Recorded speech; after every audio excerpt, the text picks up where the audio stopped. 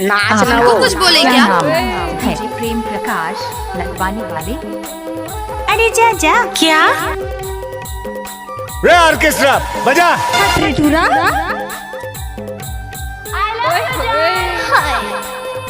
अच्छा।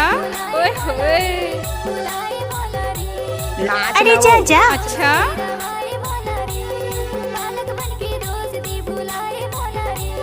आप सुन रहे हैं डीजे प्रेम प्रकाश का लिख किया हुआ गाना।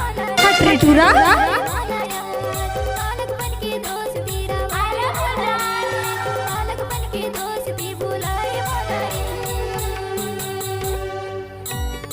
नाचना वो। हमको कुछ बोले क्या? मिक्स बाय दादा रे। आप सुन रहे हैं डीजे प्रेम प्रकाश का लिख किया हुआ गाना। एक बार मोर संग नाच के तो दे।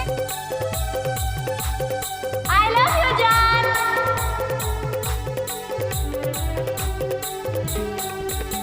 ओए होए। अच्छा।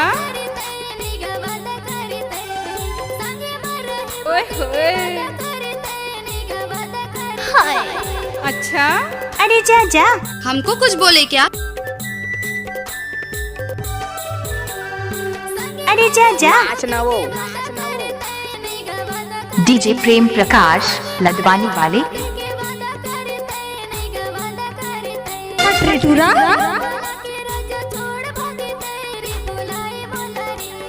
अच्छा। नाचना वो। अरे जा जा। डीजे प्रेम प्रकाश लदवानी वाले।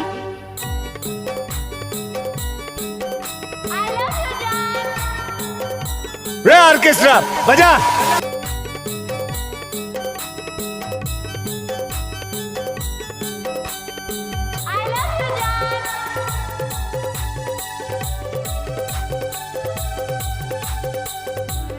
Mix by DJ Prem Prakash Ladwani वाले। अच्छा। ओए होए।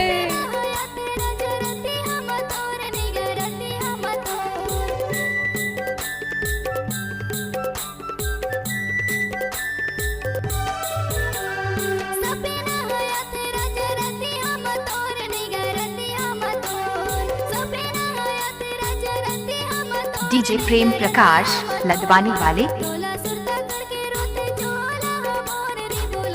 ओए होए।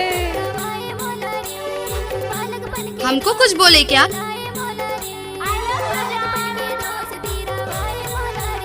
डीजे प्रेम प्रकाश लदवानी वाले।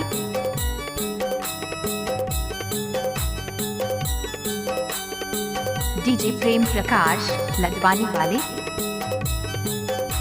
आपका क्या नाम है? डीजे प्रेम प्रकाश लदवानी वाले।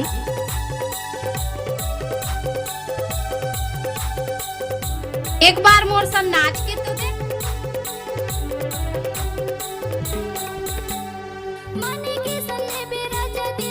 अच्छा।